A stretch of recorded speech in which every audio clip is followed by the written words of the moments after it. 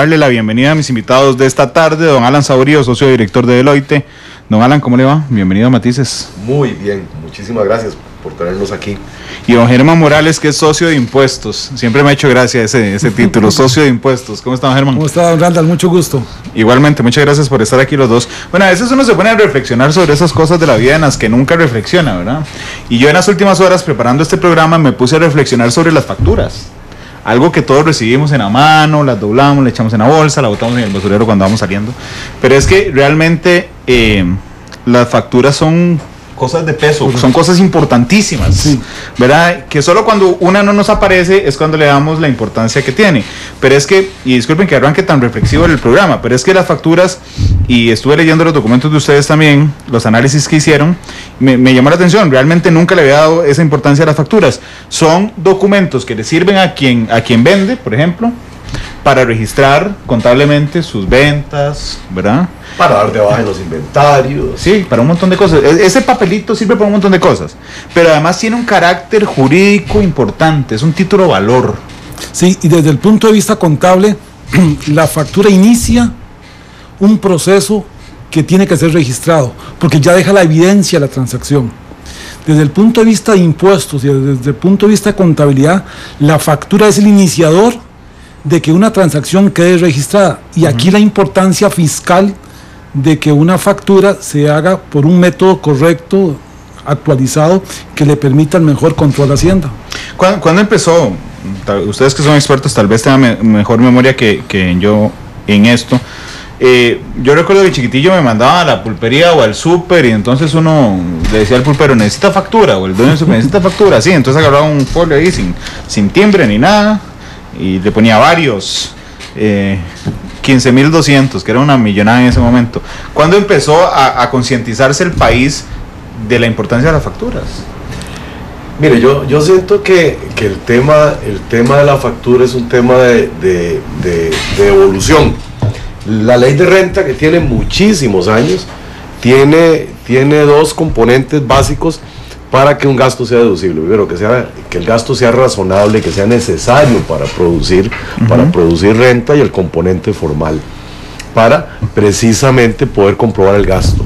Entonces ahí entran contratos, entran otros documentos, otras formas con las que usted pueda probar el gasto, pero como bien decía Germán, lo básico es que para la comprobación del gasto, ya sea por la compra de mercancías, por haber recibido un servicio, exista la factura, y la factura tiene que cumplir una serie de requisitos.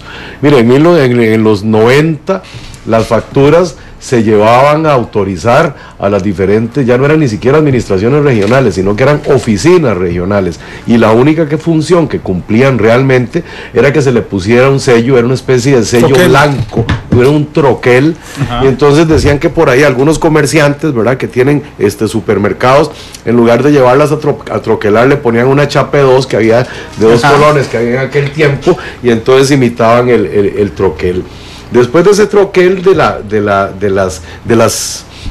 oficinas de la administración tributaria en los 90, vino el tema de la autorización para las imprentas. Entonces había un número X de imprentas que tenían la autorización para emitir facturas, y después vino todo el componente de los sistemas autorizados, donde ya cualquier imprenta, cualquier contribuyente puede imprimir su factura, siempre y cuando cumpla una serie de requisitos básicos en la factura, y obviamente esté inscrito como contribuyente de renta o como contribuyente de renta y ventas cuando corresponda, depende de su actividad. Ese es un tema, Randall, digamos, sí. Explicar que actualmente en Costa Rica hay tres procedimientos para emitir factura. El primero, como decía don Alan, era hoy ir a una imprenta autorizada que te hagan la factura, que viene ya totalmente hecha nada más para completar cantidad y montos. El segundo es lo que se llama el POS, que es un punto de venta donde yo directamente desde mi sistema produjo la factura, y lo que hago es que la imprimo directamente desde una hoja en blanco. No tengo que ir a ningún lugar. Ambos sistemas son voluntarios. Y este tercero es la factura electrónica, que para que lo identifiquemos bien, los que nos escuchan, para hacer diferencia con el segundo, que es electrónico, entendamos que la factura electrónica es una factura desmaterializada. No se imprime. No se imprime. Entonces ahí es la gran diferencia. que ahora sí vamos a ingresar a un tema electrónico del comprobante. Entonces, lo que decía don Alan, que la ley de renta dice que para que un gasto sea deducible tengo que tener una factura en original, ya cambia la norma. Y ahora es una factura electrónica hecha por un procedimiento electrónico autorizado por Hacienda. Sí, que de hecho, déjeme poner yo sé que tal vez sí, antes, Alan. a mí me parece importante ver el tema de la factura, no solo dentro de la perspectiva de que es un comprobante de gasto, y como bien decía Germán, lo que inicia el proceso de registro, tanto de la venta, en el caso del comerciante que está precisamente vendiendo mercancías de su actividad, como la persona que está incurriendo en un gasto comprando, qué sé yo, fertilizante para actividad agropecuaria. Y eso es importante, pero es que hay otro componente importante con la factura electrónica y que Germán estoy seguro que lo va a explicar, que es el componente de información. Porque la factura hasta ahora era un elemento para comprobar un gasto, pero como vamos a ver en el desarrollo de qué es factura electrónica y para qué sirve, realmente hay una dualidad de funciones. Uno es la comprobación del gasto, pero por otro lado es la cantidad de información, Big Data, que esa factura va a generar a lo interno de la administración tributaria, tendencias de compra, quiénes venden, cómo venden, en qué momento se compra. Entonces se va a generar una cantidad de información que no es lo que se está obteniendo en este momento. Y esta cantidad de información que se va a obtener por medio de la factura electrónica es parte de un proceso que ha venido en continuación por muchísimos años. Antes los contribuyentes solo presentaban la declaración de renta y se acabó. Sí. Pero ahora resulta ser que presentan la declaración hablando de renta, la declaración de renta, pero hay declaraciones en la parte del 151, constantemente tienen que hacer modificaciones en las inscripciones por medio del 140, todos los meses presentan la de rentas del trabajo personal dependiente, o sea, impuesto al salario, todos los meses presentan la de impuesto general sobre las ventas. Ahora tenemos la obligación que se va a ir generalizando del componente de precios de transferencia, y lo que la gente tiene que ver es que ya no se trata simplemente de presentar una serie de declaraciones juradas, sino que la administración tributaria ha venido ampliando monstruosamente los instrumentos que tiene para fiscalizar desde arriba, por medio de medios electrónicos, por medio de temas informáticos, y esa capacidad de requerir información por parte de contribuyentes que los convierte la ley en coadyuvantes, en ayudantes de la administración tributaria. La vemos también en la ley de fraude, porque resulta ser que las entidades bancarias tienen que presentar información básica de las cuentas o de información básica de quienes abrieron cuentas corrientes en los bancos.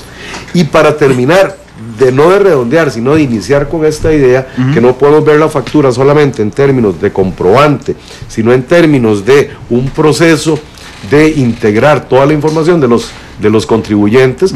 Vemos todos los compromisos que Costa Rica ha adquirido internacionalmente, donde con el tema de CRS se va a también obtener información del sistema bancario mundial para saber cuáles son los dineros que costarricenses tienen en el exterior, partiendo de $1. Entonces, de lo que se trata es que tenemos hoy, pienso yo, que tres campos que son interesantísimos de tratar en la entrevista. Uno, el tema, la factura como comprobante, y eso abre una gama monstruosa de qué podríamos conversar. La factura como componente, como generador de información para la administración tributaria, la factura electrónica, y un problema que para nosotros, y desafortunadamente creemos que no se le ha dado la atención del caso, el problema que tenemos de que a la administración tributaria costarricense, como una de sus tantas ocurrencias, se le ocurrió que la factura electrónica solo se puede emitir en colones. Entonces, digamos que son tres campos interesantes. De hecho, en los tres vamos a profundizar, y disculpen si alguna vez me voy yo a lo muy básico y ejemplos tal vez muy cotidianos,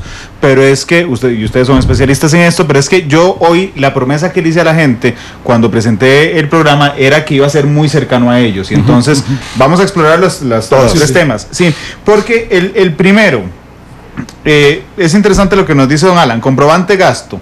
Bueno, yo vendo cosas, vamos a poner un ejemplo diario. Yo trabajé antes de trabajar en Monumental, todos los nietos trabajamos en el almacén de mi abuelito, todos los nietos trabajamos ahí.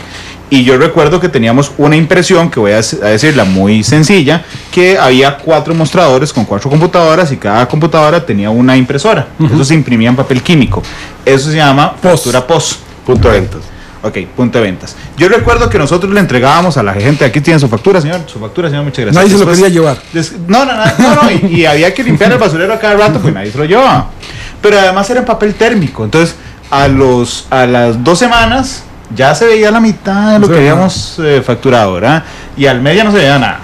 Pero además el rollito que quedaba, que era el respaldo nuestro de contabilidad, entonces yo agarraba, lo metía en una caja y había una fila de cajas de facturas. Ese almacén cumplió 65 años. Sí, imagínense las facturas que habían guardadas en cajas, ¿verdad? Sí. Y mi papá era el encargado de hacer las declaraciones. Pero a mí lo que me llamaba la atención es que yo le decía, pero ¿por qué no botas esas cajas de facturas? Decía, porque las pueden venir a pedir. Están en blanco. Pero es el coco, porque primero están en blanco y segundo, que yo me acuerde, nunca nadie las fue a pedir. Desde el punto de vista comprobante de gasto, porque si yo soy una empresa, le tengo que decir a Hacienda, vea, yo vendí tanto, pero gasté tanto. Es decir, mi ganancia es esta diferencia y sobre eso pago impuestos. Sí, correcto. Okay. Entonces yo necesito la factura para decir cuánto gasté y cuánto vendí. Sí. ¿Qué hacían hasta hoy? ¿Qué se hacen las facturas en papel? ¿Quién las pide? Sí, las facturas en papel es el respaldo fundamental de las transacciones, como decíamos. En primer lugar, para el registro contable día a día, la acumulación mensual y la acumulación anual. Es lo que permite que su abuelo hiciera la declaración de renta, el total de ingresos del año, el total de costos y gastos del año y sacar la utilidad neta. Esa contabilidad simplemente es una sumatoria que se hace, son unos números en una hoja, pero el respaldo sigue siendo la factura. Cuando alguien quiera lo que se llama auditar o revisar, tiene que irse al documento fuente. ¿Cuál es el documento fuente? La factura. Entonces la factura es como la fuente primaria para verificar que lo que usted declara es correcto.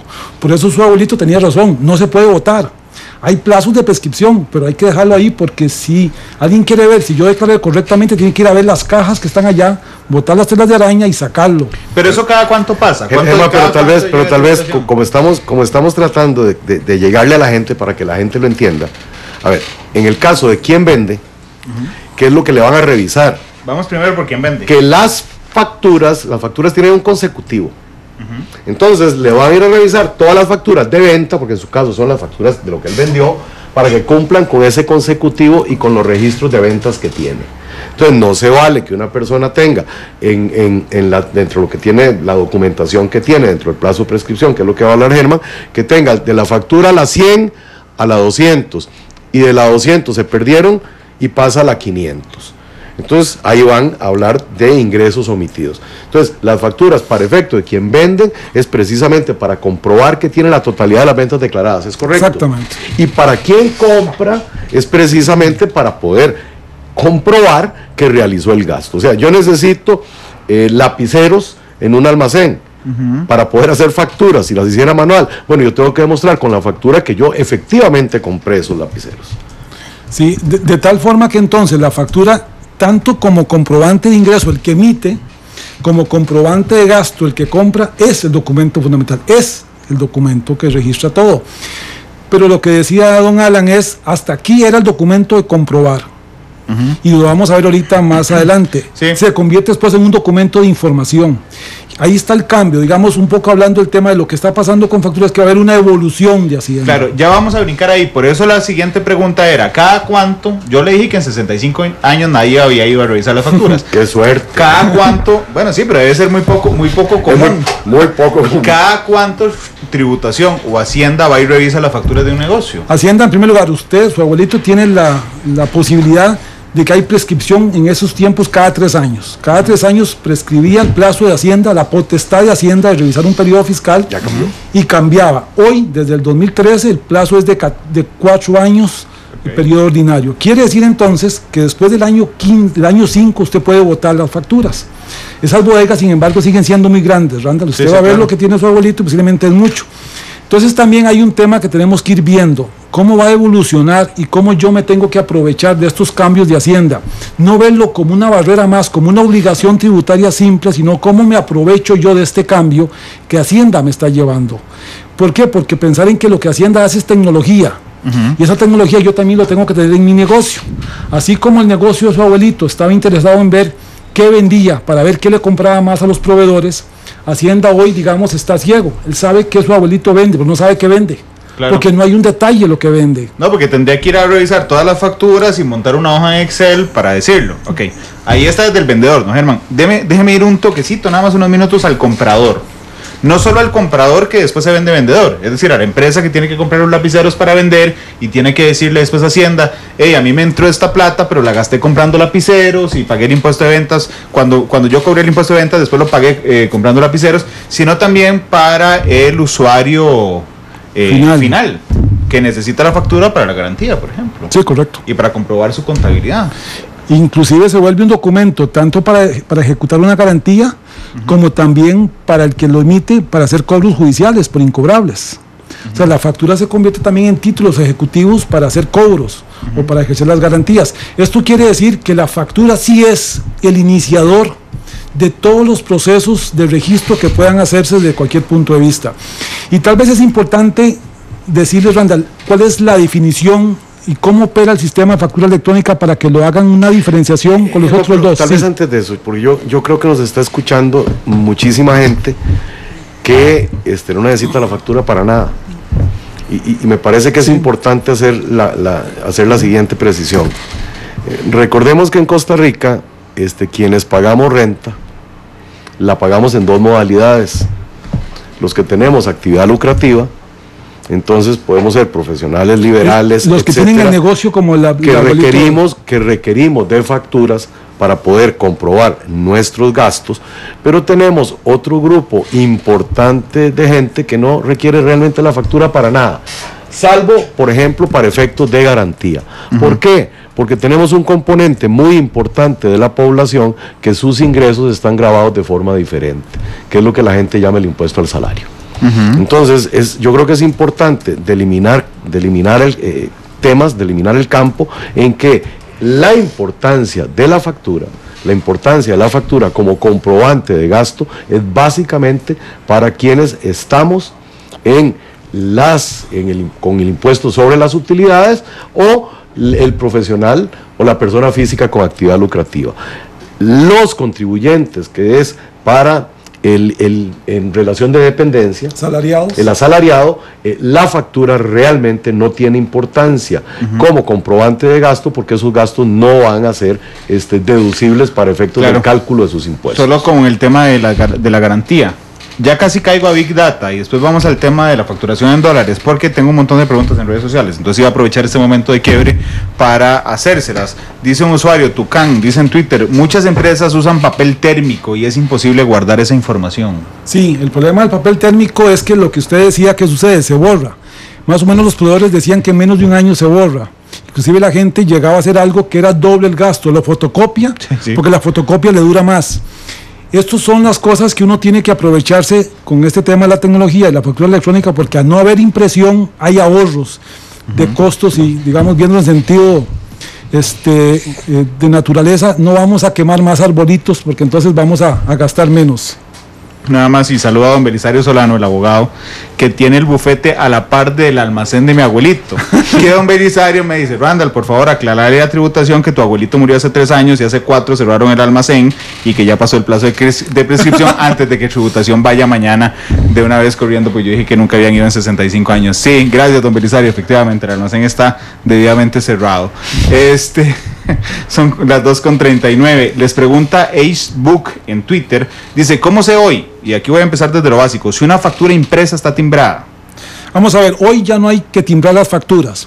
Los dos sistemas vigentes hoy es ir a una imprenta autorizada, que el sello autorizado está en la nota de pie imprenta que pone la imprenta. La imprenta tiene un oficio de Hacienda donde ella tiene un número de identificación. Eso es todo.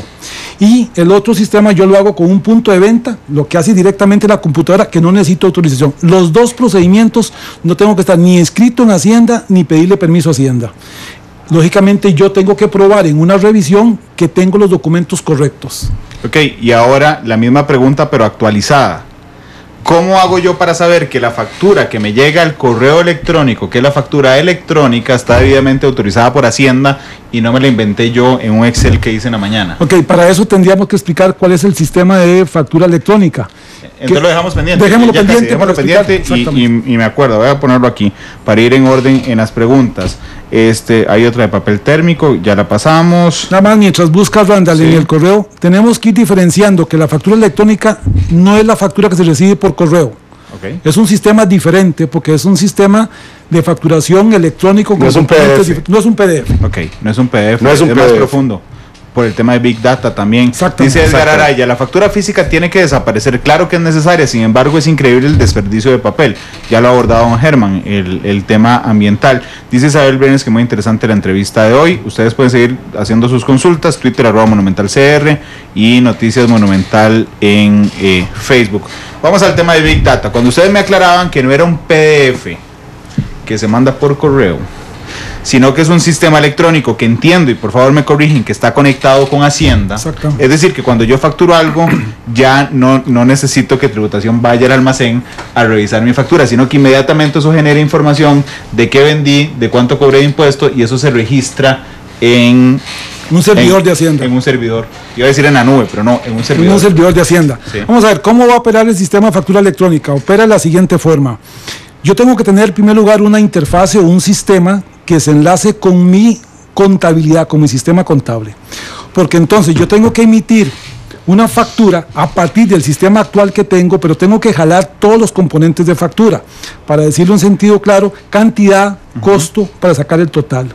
Y esa factura, una vez confeccionada electrónicamente en la pantalla de la terminal donde yo emito, cuando todos vamos al supermercado y vemos que el cajero lo tiene ahí, la lista que usted va comprando. Cuando ese cajero termina la factura, yo le digo hasta ahí. En ese momento el sistema va a tener que enviar esa factura a un servidor de Hacienda. Algo similar a lo que hacemos cuando pasamos una tarjeta de crédito por un lector de tarjeta. Entonces yo meto la tarjeta, lo que hace el cajero, y esa tarjeta se va a la casa emisora y dice, es Germán Morales, sí tiene dinero, y páguele al otro y descuéntele a Germán. Eso es lo mismo que va a hacer el sistema que tiene Hacienda. Yo le mando una impresión inmediata de la factura al servidor de Hacienda, y Hacienda verifica que quien lo recibe como cliente es un contribuyente y que la factura es correcta. Simplemente da un acuse de recibo, todavía no da la veracidad de los datos. Eso tiene que ser instantáneo. Hacienda está en capacidad, me dijeron, de recibir más o menos 5.000 facturas por segundo en el sistema que tiene. Es un tema que va a ser muy poderoso. Esta factura regresa donde el cajero y la imprime. Si es que tiene que dar a un consumidor final como un supermercado. Pero si el cliente es una empresa que tiene contabilidad y que la necesita como gasto, se le va a llegar ahí sí vía correo. Pero simplemente se le manda el documento en un sistema XML, que es un sistema de Big Data donde yo puedo llevarlo todo. No es una imagen muerta, lineal, sino que es un sistema de facturación. Es un archivo de base de datos. Exactamente. Y encriptado. Entonces, ¿qué es lo que hacemos ahora? ¿Qué es lo que va a pasar ahora? ¿Y por qué estamos aquí hablando de este tema ahorita? Porque Hacienda lo que dijo es, a mí me interesa este sistema número 3 de factura electrónica. Yo voy a abandonar los otros dos, no hoy. Voy a ir paulatinamente. Contribuyentes, prepárense, vayan haciendo y tomando las medidas, hagan las inversiones, porque yo posiblemente voy a dejar de permitirles que vayan a la imprenta, ya no el POS, sino que vayan a quedar solamente vigente este método número 3, que es un método que hoy es voluntario, pero que Hacienda tiene ya la facultad para hacerlo obligatorio. Ese es el cambio que está pasando. Entonces, digamos, tenemos que tomar medidas al interno para tener el programa y la inversión suficiente para hacer ese cambio. ¿Cuáles son las ventajas de la factura electrónica? Muchas. Hay ventajas para Hacienda y ventajas para la empresa. Para la empresa, en primer lugar, es ahorros en papel, en tinta de las impresoras y en espacio de almacenamiento, como usted nos contó. Aquí se va a almacenar todo en un servidor, en espacios sumamente pequeños, con una economía muy grande. También van a haber ahorros para las empresas que tienen que mandar a ejecutar el cobro con mensajeros, porque la factura va a viajar electrónicamente. Entonces la gestión de ir a mandar facturas para que me las firmen de recibido no va a existir. Todo se hace electrónicamente. Yo envío la factura y me hacen el recibido conforme electrónicamente. Van a haber documentos diferentes. Entonces van a haber ahorros importantes para los empresarios desde todo punto de vista. Y para Hacienda, que ahorita vamos a entrar al tema, va a haber una información trascendente para tomar decisiones de cómo es que están los contribuyentes comprando y vendiendo y cuáles son los temas de interés que ellos quieren hacer. Ahora es importante dimensionar, precisamente en función de quienes nos están escuchando, que las ventajas y desventajas, si las ponemos en la balanza, obviamente habrá N cantidad de ventajas para los empresarios, para quien ejerce actividad lucrativa, igual para la administración tributaria.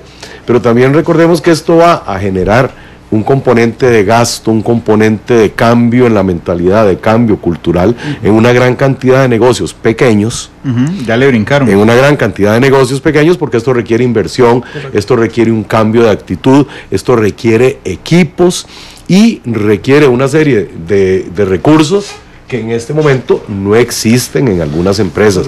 Entonces, el por qué se está haciendo con 10 empresas en este momento, y el asunto va a tener que llevarse un proceso, y esto va a ser un proceso largo. No se trata, y esto para que la gente no se asuste, no se trata que el año que viene todas las pulperías de este país van a tener que estar en el sistema de factura electrónica, pero sí va a requerir un componente importante de gasto, un componente importante de capacitación, un componente importante de cambio de actitud en las empresas.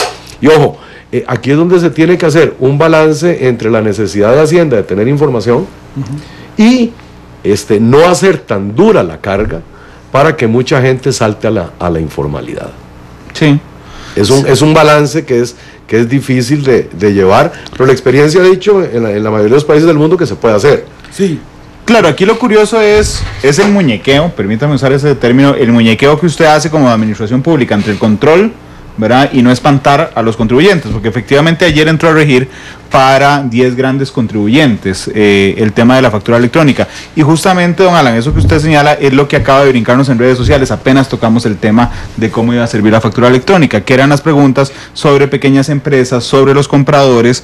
Pero antes déjeme terminar un tema de Big Data. Hacienda, ¿qué información va a tener hoy? ¿Cómo está el sistema? Va a tener la información. Yo voy y compro un lapicero. Sí, un lapicero, ok, y me hacen una factura electrónica por el lapicero. Sí. Entonces, al servidor de Hacienda le va a llegar, Randall Rivera compró, porque tienen que llenar ese espacio, un lapicero. Por el monto de tanto. Ajá. Se le cobró tanto de impuesto de ventas. Correcto. Y se registró tanta venta total. Correcto. Entonces va a tener el vendedor, quién fue el vendedor y quién fue el comprador. Entonces, ¿qué va a saber Hacienda? ¿Qué está comprando Randall? ¿Cómo lo está comprando? ¿A dónde lo está comprando? Para después preguntarse, ¿y qué hace Randall con ese lapicero? ¿Será que vende lapiceros? Compró 20 y me habrá reportado esa actividad a mí. Claro. Entonces ahí es donde viene la información. Aquí es donde habla don Alan de la informalidad. Es la que aquí Hacienda se va a dar cuenta. Hoy Hacienda solo hace con un formulario que se llama D151, pero solo se reportan los montos brutos de ventas sin saber qué es lo que se está vendiendo y comprando. Ni a quién. Hacienda se les va a desglosar todo ahora, todo. Inclusive va a saber si Randall compra con descuento en ese almacén de la esquina, claro, o se venden al precio más alto, al precio más bajo. Esto le va a permitir hacer lo que usted llama Big Data o minería de datos Hacienda, para ir armando declaraciones sombras de todos y preguntarle un poco lo que decía don Alan a los que no declaran o a los que tienen una actividad determinada, decirle, ¿y usted dónde tiene capacidad para comprar tanto? Porque usted en las farmacias compra 2 millones de colones por mes, en la farmacia tal. ¿De dónde toma usted dinero para comprar eso en las farmacias? De hecho, usted apareció comprando 100 millones de colones en joyas en un año, claro, y resulta ser que no aparece ni como asalariado ni aparece como declarante del impuesto sobre la renta. ¿Cómo hizo? Claro, pero ayuda a la evasión y a la ilusión. Ayer puse el ejemplo, ayer estaba el presidente de la UCAEP aquí, y entonces estábamos hablando del tema de la informalidad del cobro del monotributo, y entonces yo le decía, bueno, pero es que tienen que conectar los sistemas, porque en ese momento, por ejemplo, en investigaciones sobre drogas, que no tienen nada que ver con esto, pero que me sirvió poner el ejemplo, en los laboratorios hidropónicos de marihuana, ¿verdad? Lo primero que hacen las autoridades es ir a ver el medidor eléctrico cuando reciben una denuncia. Entonces dicen, mira qué raro, una casa chiquitita con 2 cuartos resulta que consume como si fuera una empresa gigantísima. Y ese es el indicio para ir a investigarlo, claro, por lo otro. Claro. Ok, a esto quiero llegar, porque si yo voy y compro un lapicero, ¿verdad? Y entonces resulta que a la empresa que le compré el lapicero, en esa minería de datos que viaja hacia el servidor de Hacienda, aparece que vendió 1 millón de lapiceros en un mes, pero que compró solo 100 lapiceros en un mes. Correcto. Entonces Hacienda podría preguntarse, bueno, ¿y dónde compró los demás lapiceros? Sí. Que evidentemente los habrá comprado subfacturados o sin factura. Exactamente. Ahí hay una información gigantesca que Hacienda, lo más importante, va a tener va a ser electrónica, ya no tiene que digitar nada, está disponible nada más para analizar, vean el avance sustancial que Hacienda va a tener, y va también a pegar toda esta información con nueva legislación que se le ha dado a Hacienda con fraude fiscal, como es el registro de accionistas, que puede armar grupos económicos para ver si hay vinculación o no con el que está comprando y el que está vendiendo. Y aquí es donde Hacienda puede armar paquetes de grupos económicos, claro, transándose o no correctamente. Y le sumas precios de transferencia. Y le sumo precios de transferencia. Un tema, Ronda, tal vez de la pregunta que te estaban haciendo los pequeños empresarios. Que de hecho, déjeme decir quién es Isabel Brenes, pero está preguntando apenas, dice, pero ¿y qué pasa con los pequeños contribuyentes que no tienen recursos para invertir en el equipo? Haciendo lo que prevé para ellos es dejarles que tengan algún software gratis que hay en el mercado, que se pueden bajar. Simplemente el proveedor de ese software se tiene que inscribir en Hacienda y les va a permitir esa herramienta. Podrían perfectamente incluso Hacienda de alguna forma prestar algún servicio. En algún momento se habló de Hacienda y tener un servidor para que se haga directamente ahí. Incluso Hacienda, yendo más allá, Hacienda podría hacer un software. Exactamente. Esa es la idea, y que Hacienda tenga un servidor y que entonces se use el servidor de Hacienda como la interfase para hacer la factura electrónica. De estos, sí, la resolución habla de pequeños contribuyentes de conformidad con la lista de pequeños empresarios del MAKE. Quiere decir que es una lista muy reducida, no puede cualquiera acogerse a ese sistema. Claro, pero el pequeño empresario sería un negocio menor a 100 empleados. Sí, correcto. Y un microempresario es menor a 50, ¿estoy en lo correcto? Empleados, correcto. Por allá del tema. Ok, les pregunta, Giovanni Cascante, ¿qué pasa cuando el comprador, es decir, la persona que va a comprar ese lapicero, no está registrado en Hacienda? ¿Necesita dar número de cédula, por ejemplo, en cada compra? Sí, vamos a ver, aquí va a haber temas importantes. Cuando alguien se inscribe, pensemos en el supermercado donde vamos siempre, se inscriben en la facturación electrónica, ese supermercado va a tener que enlistar, y Hacienda le va a dar la base de datos, quiénes son los receptores de esas facturas.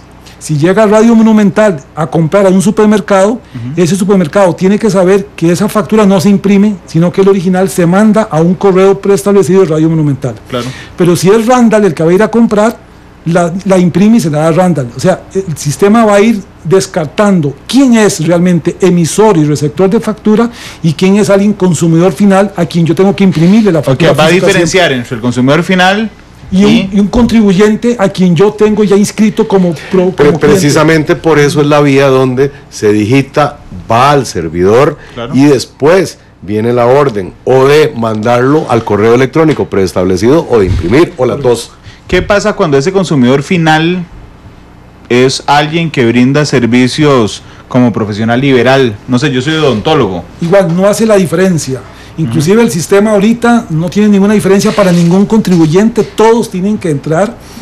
Hay una lista inclusive que Hacienda dice, yo voy a darle prioridad a los siguientes contribuyentes para incorporarlos de primero: grandes contribuyentes, claro, territoriales, servicios profesionales, zona franca y personas físicas que tengan, o personas jurídicas que tengan saldo en el impuesto de ventas más alto que lo que compran, que lo que venden. ¿Sí? Quiere decir que Hacienda dice, me voy a enfocar en los que yo considero que son más riesgosos. Entonces, el servicio profesional posiblemente es la lista a la que Hacienda quiere ir incorporando poco a poco. Con elementos importantes, el médico que va a emitir facturas y que empieza el consultorio a las 3 de la tarde, ¿qué es lo que le puede pasar? Que si hoy le llega un paciente a las 3, otro a las 4 y otro a las 5, él podría, pensemos un poquito mal, decidir si factura o no factura, sobre todo porque como consumidores no estamos pidiendo la factura. Aquí, si ese médico entra al sistema de factura electrónica, está obligado a imprimirla y hacerla en tiempo real. Entonces tiene que hacer la factura a las 4 de la tarde cuando terminó, a las 5 cuando terminó, a las 6 cuando terminó. Se vería muy feo que ese médico haga todas las facturas a las 7 de la noche, 7 y 1, 7 y 2, 7 y 3, porque parecería que sí está armando la factura. Porque Hacienda va a saber en tiempo real, mira qué raro, esta persona. De hecho, esa pregunta venía de Rafael Mora, por cierto, que dice, los profesionales liberales, llevé a mi hijo a cita privada con un médico, cobró 350,000 en una hora a varios clientes. Y solo yo pedí factura, dice Rafael Mora. Aquí, cuando ese médico ingrese en el sistema de facturación electrónica, él tiene que hacer todo en tiempo real. De hecho, el sistema prevé que ese ir a tocar el servidor de Hacienda como la tarjeta de crédito, Hacienda tiene que hacerlo inmediatamente. Y Hacienda tiene que emitir después un documento que se llama un documento recibido conforme, que es el que hace válida la factura. Entonces vea que ahora aparece un documento adicional para la factura, que es el recibido conforme de Hacienda. Germán, creo que es importante que te extendas un poquito en el ligamen de pago con tarjeta y el elemento de factura. Porque podría existir la posibilidad del médico que recibió 5 veces facturas, 5 veces tarjeta de crédito y tomó la decisión de no facturar, lo cual es un suicidio. Lo cual es un suicidio. De hecho, voy a volver la computadora para acá porque me parece que usted está leyendo las preguntas que me están mandando. No, mentira, es que se me adelantó 10 segundos a la pregunta de otra persona que dice, y además no aceptan tarjeta. Porque la tarjeta registra el gasto. Sí, Hacienda también, y la ley de fraude fiscal trae un incentivo para que la gente use más el sistema de pago electrónico de tarjeta, porque es igual que la factura, otra forma de que la transacción quede registrada, y eso obliga al emisor, si hay un pago electrónico, a tener que contabilizarlo. Es claro que donde hay más posibilidades de no registrar facturas, de no declarar facturas, es cuando se reciben pagos en efectivo.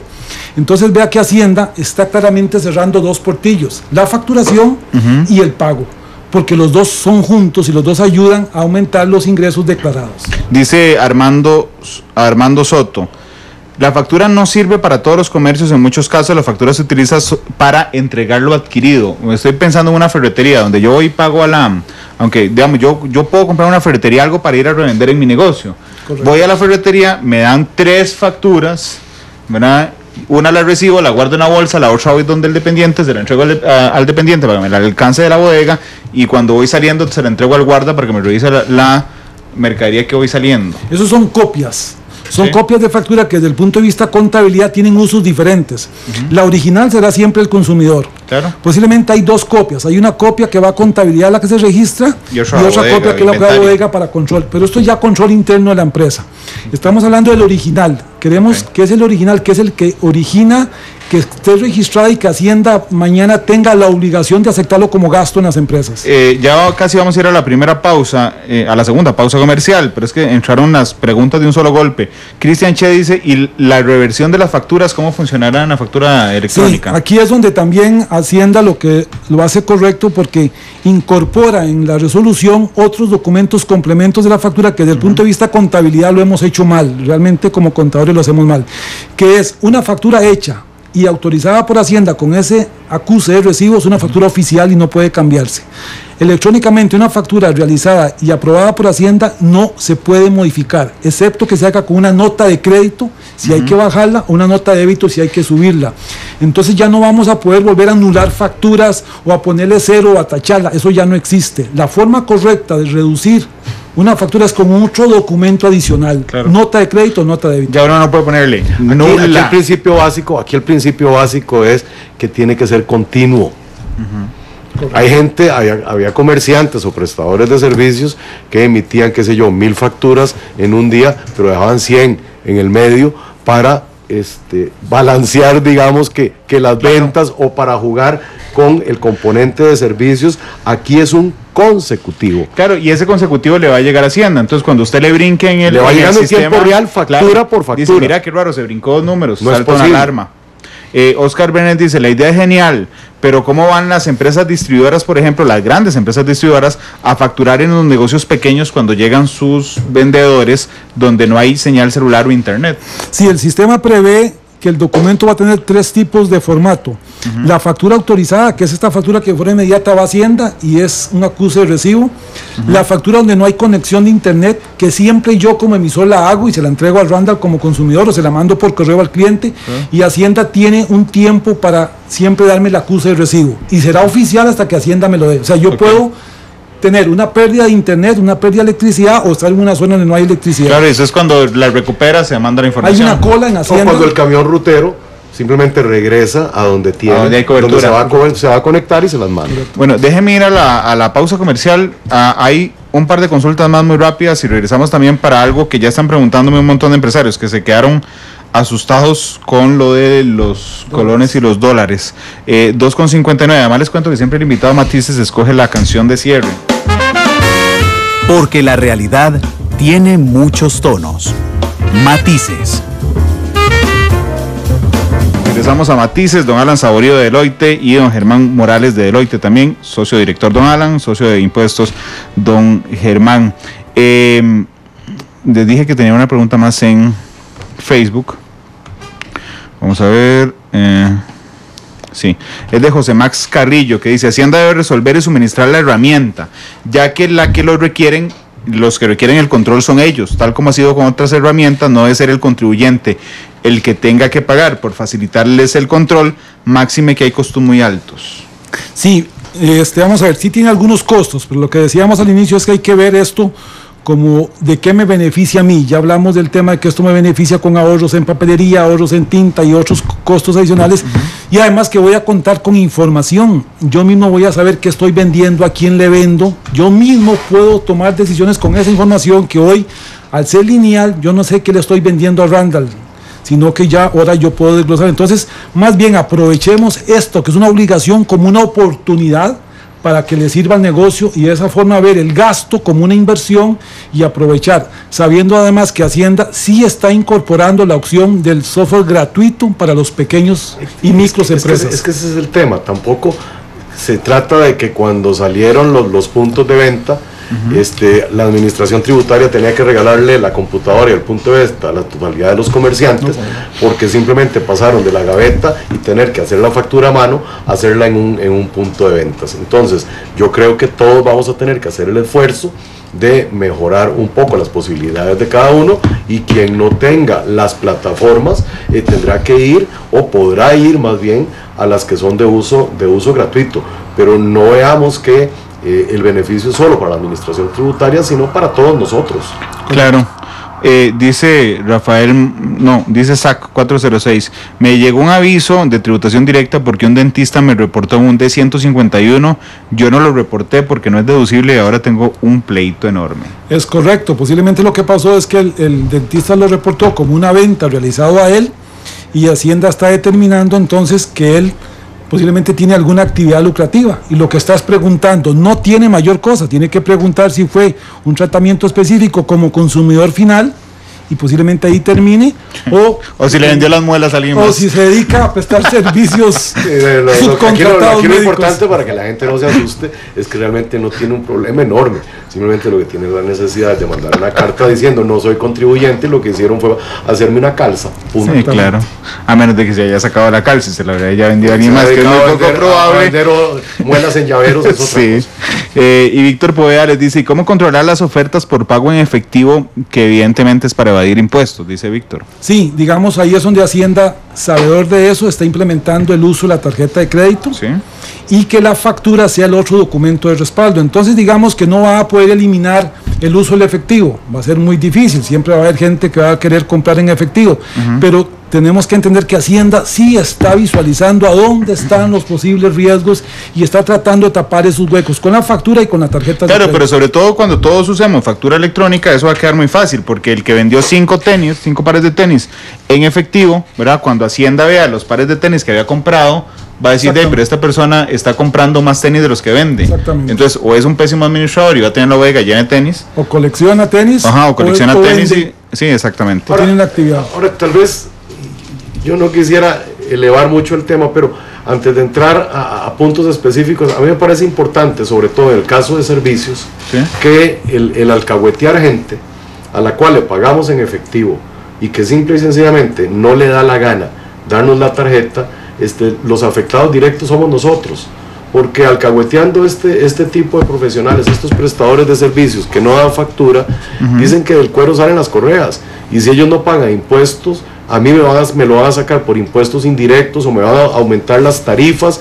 Entonces no tiene ningún sentido ni como costarricense, no tiene ningún sentido el alcahuetear gente que no pague impuestos por lo que me está cobrando, por lo cual yo le estoy dando dinero, porque esa gente, esos evasores son los que hacen que a mí me cobren más impuestos por otras vías. Yo no creo es que los costarricenses nos tengamos que volver inspectores de la administración tributaria, pero tampoco se trata de que alcahueteemos gente que hace que con nuestra alcahuetería, con el permitirles que no den factura, que por otro lado a nosotros los que sí pagamos nos cobren cada día más. Además, agréguele a eso, Alan, que si yo tendría que pagar esa diferencia, que hay algunos que no pagan, de alguna forma también todos nos vemos perjudicados, viéndolo en sentido social, con menos policías, con menos maestros, con menos aulas, peores calles. en consecuencia, Sí. como país no vamos a desarrollarnos. Les hago la última pregunta para entrar al tema de la facturación dólares colones. Es que nos está preguntando Diego, dice, consulta, como microempresa tenemos y estamos usando un sistema radicado en Estados Unidos. ¿Cómo hacemos para inscribirlo en Costa Rica? Sí, no hay problema. Lo que Hacienda exige nada más es que se inscriban, que el proveedor o que él como usuario de ese sistema vaya a Hacienda y haga la inscripción de ese software para que Hacienda lo tenga como una herramienta gratuita y lo permita. Acuérdense que estos son los únicos que tienen que ir a registrarse ese software. Los que tienen una herramienta que la pagan o que es de desarrollo propio no tienen que ir a inscribir ninguna herramienta. Y pregunta también, dije que era la última, les voy a meter un golazo, pues que me pareció interesante. ¿Quién va a tener acceso a la base de datos de Hacienda? ¿Qué datos va a tener? ¿Será información cifrada? ¿Quién lo desarrolla? ¿Es info delicada? Siempre esto va a ser información de la administración tributaria, es un servidor de la administración tributaria. Posiblemente por el tamaño y por el desarrollo que se tiene puede haber sido desarrollado por otra empresa pública o por algún privado, pero el uso de la información sigue estrictamente de uso solamente para los funcionarios de Hacienda, que el Código Tributario les da la facultad y les limita con prohibiciones y con posibilidades de denuncia en caso de que usen indebidamente la información. ¿Me permiten hacer un segundo programa un día de esos? Porque cayó una lluvia de preguntas. Voy a ir al tema de facturación dólar y colones, pero es ya Cuando un tema quieras, más sí, grande que tiene que ver sobre impuestos. Para nosotros es un gusto. Muchas gracias, don Alan y don Germán. Vamos al tema de la facturación. Ok, hay un montón de empresas que venden en dólares, ¿Correcto? ¿verdad? Y entonces su declaración la hace en dólares. Pero le entendí Perdón, las Sí. declaraciones, las declaraciones tanto de ventas como de impuestos sobre las utilidades se hacen en colones. Ok, esto tiene un factor complicado, que es el tipo de cambio, porque yo puedo vender algo en enero y hago la declaración en diciembre. Sí, lo que pasa es que, bueno, aquí hay un sector importante, pensemos que es exportador. Están preocupadísimos, porque ahí hay un montón de empresarios mensajeando Sí. de que llamaron a Hacienda justamente hace un rato y que Hacienda les dijo que sí, que podían presentar la factura, que la factura electrónica se iba a poder presentar en dólares. No, digamos, si es así, revisen bien, porque las resoluciones que están publicadas en el periódico oficial solo se puede facturar en colones. Y hay limitación, y hemos hablado con Hacienda y mantiene esa restricción.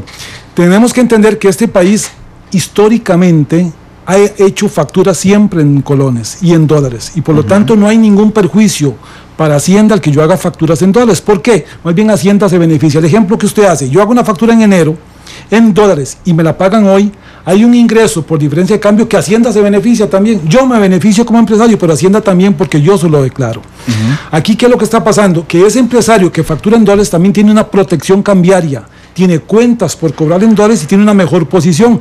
Si el colón se devalúa, quien se beneficia es el cliente que puede estar en el exterior. Entonces, más bien le estamos causando un perjuicio al empresario privado, porque entonces tendrá que llevar sus cuentas por cobrar en colones, porque el documento oficial de respaldo está en colones, no pueden registrarlo en dólares. Entonces, aquí lo que está pasando es que le estamos limitando y perjudicando al empresario que vende en dólares, haciéndole obligatorio el uso de los colones, teniendo menos ingresos, menos pagos de impuestos y aumentándole el riesgo cambiario de la moneda. Pero no es cierto. Tal vez para Sí, que los oyentes se ubiquen en el tema, pues yo creo que caímos muy rápidamente al tema de la facturación en dólares y en colones.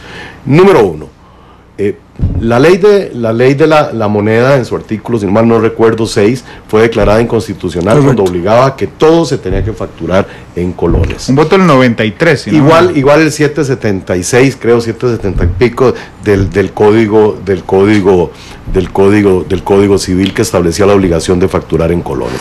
Ahora, ¿qué es lo que ha venido ocurriendo por muchísimos años? La ley, y recordamos que hay un tema de jerarquía de normas, la ley de ventas del impuesto general sobre las ventas y la ley del impuesto sobre la renta permiten facturar en diferentes monedas. Ese es el elemento básico.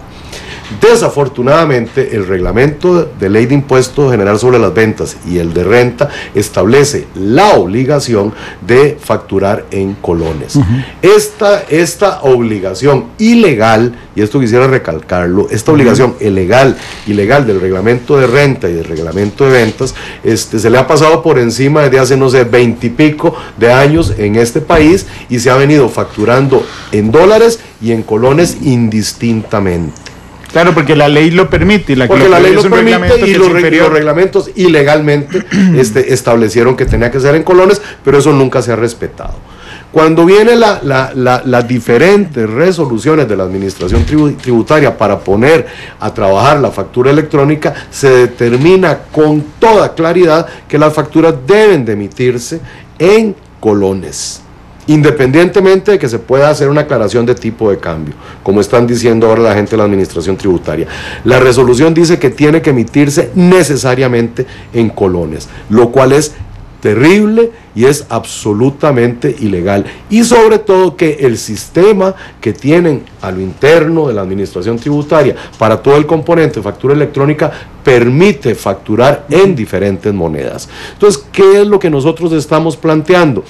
Que debería, para hacerse bien las cosas, hacer una modificación del reglamento de ventas, del reglamento de renta, para que sean absolutamente consistentes con las dos normativas, de acuerdo con lo que estableció incluso la Sala Constitucional cuando vio las diferentes inconstitucionalidades, y que reformados el decreto, el reglamento de renta y el de ventas, debería de reformularse la resolución, que es la que establece la base de la factura electrónica, porque este es un país dolarizado.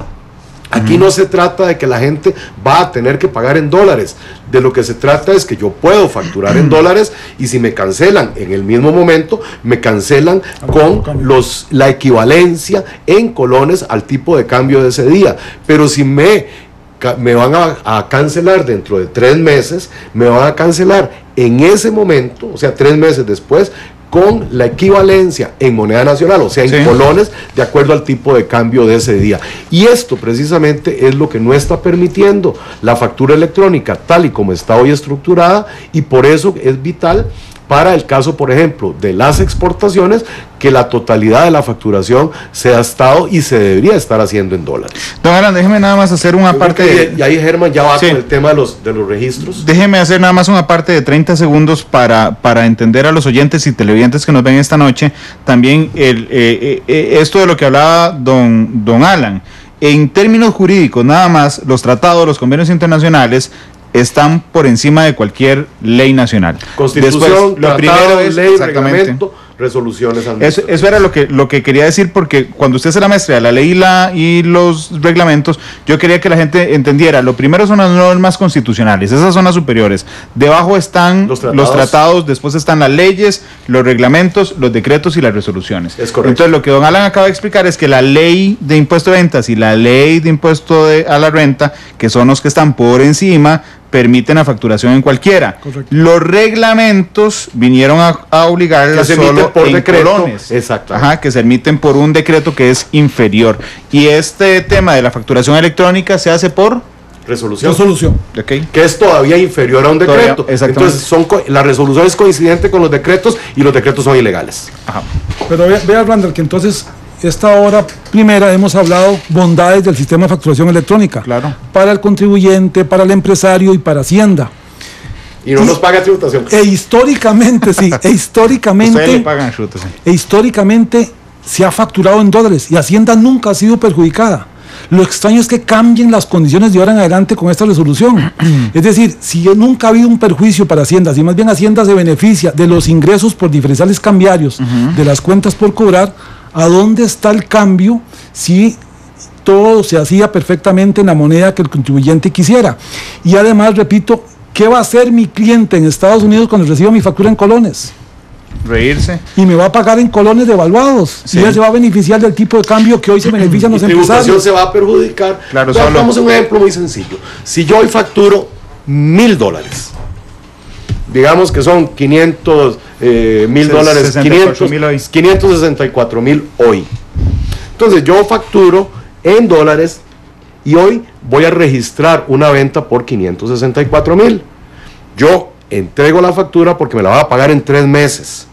La venta está registrada hoy por $564,000, pero si resulta ser que a mí me pagan dentro de 3 meses y ya el tipo de cambio no está en 564, sino que está en 570, entonces esa diferencia de 6 colones yo la voy a registrar como un ingreso por diferencial cambiario y sobre eso voy a pagar impuestos sobre la renta. O sea, se va a beneficiar también Hacienda porque va a recibir el 30% o lo que fuera de la utilidad de esos 6 colones. Lo que están diciendo hoy es que yo voy a facturar 564 y hago la aclaración dentro del mismo documento de factura electrónica que hoy 22 de marzo, esos 564 equivalen a $1,000. Sí, pero igual me pueden pagar dentro de 3 meses, cuando ya no son 564, sino son 570, pero si me pagan los 564, hacen buen pago, o sea, la ganancia por diferencial cambiario, yo la estoy perdiendo, sí. Y también la está perdiendo la administración tributaria a nivel de impuestos. Uno a veces se pregunta si esto fue un error, o fue, no sé, una omisión, o fue simplemente la mala intención de, a la fuerza, tratar de eliminar la dolarización que se ha venido dando en nuestra economía y llevar todo de nuevo a colones. Bueno, pero se caería muy fácil con una acción de inconstitucionalidad. O con un contencioso, sí, donde simplemente se presente de previo, una cautelar y se suspenda todo el proceso de factura electrónica. Yo no sé si será eso lo que quieren, cuando lo correcto sería reconsiderar, modificar reglamento, modificar resolución y permitir que se siga facturando en la moneda que corresponde. Claro, porque mi pregunta era, bueno, error, cabezonada, terquedad, torpeza, omisión o mala fe. Nada más, Randall, nosotros hemos hablado con Hacienda sobre este tema para la persona que preguntó y que dicen ahí en tus redes sociales que ha preguntado Hacienda y que dijo que sí se puede hacer en dólares. No se puede hacer en dólares, la resolución es clara. Ellos hablan de un sistema sustituto o paralelo, hacer una especie de declaración gemela, pero o sea, cambia todo, más bien enreda el sistema, sí. Y no es lo correcto. Aquí lo correcto es simplemente abrir abiertamente a facturar en dólares y que sea ese el único documento que bueno, además les digo una cosa, y si nos están escuchando en Hacienda, que estoy seguro que lo están haciendo, si el tema es arriesgar todo el sistema de facturación electrónica a través de un contencioso administrativo, de una medida cautelar que venga a suspender, digamos, la entrada en vigencia de la resolución, o aún peor, arriesgarse a que declaren inconstitucional gran parte o buena parte de la resolución y de que esto se mantenga en vilo hasta que la sala resuelva, que tiene 1 año y 8 meses para hacerlo según el promedio, pues deberían de simplemente arreglarlo y ya. Con todas las ventajas que tiene esto desde el punto de vista de minería de datos, o sea, no tiene sentido mantener este tipo de posición. Pero además están renunciando en un país donde lo normal es que tengamos un proceso de evaluación, están renunciando a los ingresos por concepto de impuestos de las ganancias por diferencial cambiario. Es algo que yo todavía no logro entender el por qué. Bueno, quedará en el misterio como tantas cosas, don Alan, de las que pasan en este país. 3:23, don Alan, gracias por venir. No, muchísimas gracias, la verdad es que hasta lo disfrutamos, ¿verdad? Se dio rapidísimo, ¿verdad? Se fue rapidísimo el tiempo, gracias, don Germán. No, con mucho gusto, don Randall. Bueno, cuéntame qué canción escogieron. Se dividen entre grupo y canción, otra vez. ¿De Mal País? Mal País. Mal País despide Matices el día de hoy. Los espero yo no voy a estar, Esteban Arone los esperará a las 7 de la noche en la tercera emisión de Noticia Monumental. Mañana a las 2, Matices, Bernal Villegas. Y bueno, feliz tarde a todos. Mal País despide con Mal País. Feliz tarde.